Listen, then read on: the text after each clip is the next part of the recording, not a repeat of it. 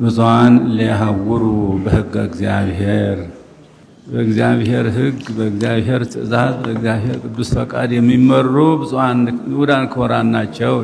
ብፁዕ አቡነ ሳዊሮስ የጠቅላይ ቤተ ክህነት ዋና ስራ አስኪያጅ የደቡብ ምዕራብ ሸዋ እና የሸገር አህጉረ ስብከት ሊቀ ጳጳስ ብፁዕ አቡነ ዲዮስቆሮስ የቅዱስ ሲኖዶስ ዋና ጸሐፊ፣ ብፁዓን አበው ሊቃነ ጳጳሳት፣ የተከበራችሁ የዚሁ ጉባኤ ተሳታፊዎች፣ ሊቃውንተ ቤተ ክርስቲያን፣ ካህናት፣ ዲያቆናት፣ መነኮሳት፣ ቀሳውስት፣ ዲያቆናት እንደዚሁ ምእመናንና ምእመናት እንኳን ለዚሁ ታላቅ በዓል በሰላም አደረሰን አደረሳችሁ። ብዙሃን ሊያሐውሩ በሕገ እግዚአብሔር በእግዚአብሔር ሕግ የሚመሩ ንዑዳን ክቡራን ናቸው። እንግዲህ ቤተ ክርስቲያን የምትመራው በሕገ እግዚአብሔር በትእዛዘ እግዚአብሔር በእግዚአብሔር ፈቃድና መልካም አመራር ነው የምትመራው ቤተ ክርስቲያንና ቤተ ክርስቲያንን ለማገልገል ስታገለግል የብዙ ድካም እየደከማችሁ የቆያችሁ ብፁዓን ሊቃነ ጳጳሳት፣ አሁንም ደግሞ በአዲስ ምርጫ የተመረጣችሁት ቤተ ክርስቲያንን ልታገለግሉ የተመረጣችሁ ወገኖቻችን እግዚአብሔር ምክሩን ጥበቡን ይግለጽላችሁ። እንግዲህ የእግዚአብሔር ቤት በእግዚአብሔራዊ መንገድ መመራት እንደሚኖርባት የሁላችንም እምነት ነው፣ የሁላችንም ተስፋ ነው። ቤተ እግዚአብሔር ነው። የእግዚአብሔር ቤት እንደ መሬታዊ ቤት ሳይሆን እንደ ሰማያዊ እንደ ዓለማዊ ሳይሆን እንደ መንፈሳዊ ነው የምትመራው ቤተ ክርስቲያናችንና የቤተ ክርስቲያናችን አገልግሎት በትክክለኛው በእምነት በታላቅ እምነት እና አምልኮተ እግዚአብሔር በጸሎት ከመራናት ሁሉም ነገር የቀና ይሆናል። በሕገ እግዚአብሔርን ተመርኩዘን ትእዛዝ እግዚአብሔርን ተመርኩዘን ከተጓዝን ሁሉም ነገር ቀና ይሆናል። በመንገዱ ነው እየሄደ ያለው ማለት ነው። በእግዚአብሔር ሕግ ከተመራን ዓለማዊ ነገር ከተደባለቀበት ግን አደጋ ነው። ዓለማዊና መንፈሳዊና ዓለማዊ የተለያዩ ናቸው። ጋሻና ምንድነው መስቀል እየቅሉ ይሰቃል ይባላል እና በእግዚአብሔር ቤት ላይ የተደባለቀ ነገር መኖር የለበትም። መለኮታዊ እንጂ ፖለቲካዊ ነገር መኖር የለበትም። የቤተ ክርስቲያን አመራር በዚህም ሁላችንም በዚህ ከጸናን ሁሉም ነገር የተስተካከለ ይሆናል። ለመንፈሳዊ ብቻ ሳይሆን ለስጋውያንም ይጠቅማል። በመንገዱ ሲሄድ ቤተክርስቲያን በመንገዱ በተፈቀደላት ጎዳና ስትሄድ ለዓለማውያንም ሁሉ ይጠቅማቸዋል እና እንግዲህ በአሁኑ ጊዜ ሲያገለግሉ የነበሩት ብዙ የደከሙ አባቶች ያው ተግባራቸውን ጊዜያቸውን ፈጽመው በሰላም እየተሰናበቱ ነው። አዲሶቹ የሚገቡት ደግሞ ይኸው ከዛሬ ጀምሮ ሊጀምሩ ነው፣ ስራቸውን ሊጀምሩ ነው እና የሁላችንም እገዛ ያስፈልጋቸዋል፣ ድጋፍ ያስፈልጋቸዋል፣ ጸሎት ያስፈልጋቸዋል። መቼም ያለው ሁኔታ ድብልቅልቅ ያለ ነገር ስለሆነ ያ ነገር ዛ ነገር ውስጥ መግባት መቼም ከባድ ነው፣ በጣም ከባድ ነው። ነገሩ ተደባልቀዋል። ስለዚህ ሁላችንም እንደ አንድ ቃል ተናጋሪ እንደ አንድ ልብ መካሪ ሆነን እነሱን ለመርዳት ለመደገፍ በጸሎትም ይሁን በተግባር ወገኖቻችንን ይህን ስራቸውን በሰላም እንዲያካሄዱ በሐቅ በእውነት በንጽህና በቅድስና በቅንነት እንዲያካሄዱ የሁላችንም ጸሎት ይጠይቃሉ። ቅድምም ጠይቀዋል። የሁላችንም ኃላፊነት ነው ይሄ። እንግዲህ ይችን ታላቅ ቤተክርስቲያን እኛ በእግዚአብሔራዊ መንገድ ሰርተን ካልጠበቅናት ማን ነው የሚጠብቃት? አሁን ሰላም እንደምታዩት ሰላም ሁሉ ነገር ችግር ውስጥ ገብተዋል።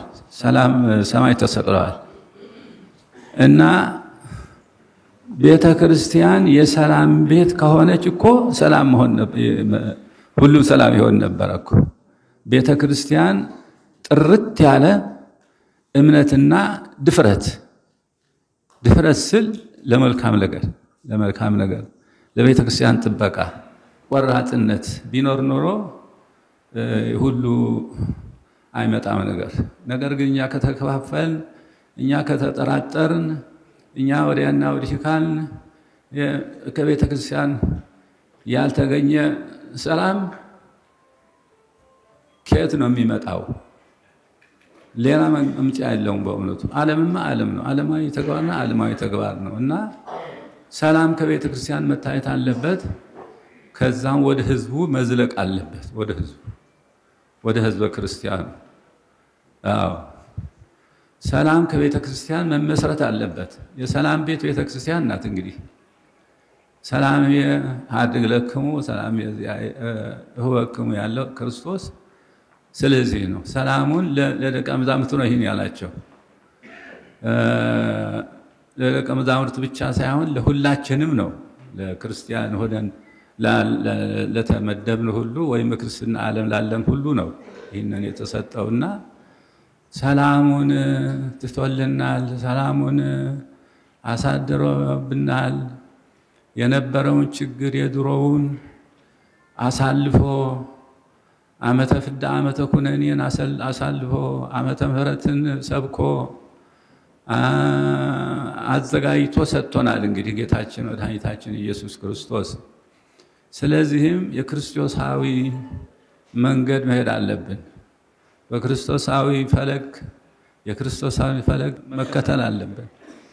ስለዚህ ዓለሙ እንዲድን ዓለሙ የሚድነው በቤተ ክርስቲያን ጸሎትና በቤተ ክርስቲያን ጥንካሬ ነው። ቤተ ክርስቲያን የራስዋን የሆነ ህልውና መኖር አለባት። ምክንያቱም የክርስቶስ ተላላኪና ወኪል እንጂ የሌላው አይደለች ቤተ ክርስቲያን። ሌላውማ ሌሎች አሉበት። እኛ